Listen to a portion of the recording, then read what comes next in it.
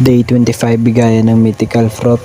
Kitsune pala yung bibigay natin kaya bigyan na natin agad.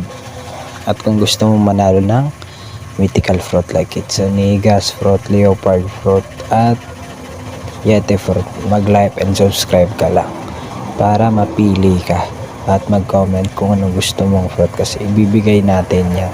So eto na, ibibigay natin yung kitsune fruit na napanalunan ng support rato kasi solid siya. Natapos niya yung video, lahat ng video ko na like at natapos niya at makakomment siya palagi kaya ibibigay na natin tong kitsune fruit na to. Let's go! Pag natapos mo tong video na to, malalaman mo yung kung ano ang ibibigay natin bukas.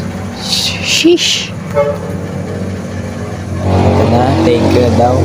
Ayan yung kitsune fruit guys. Kaya ito yung ibibigay natin.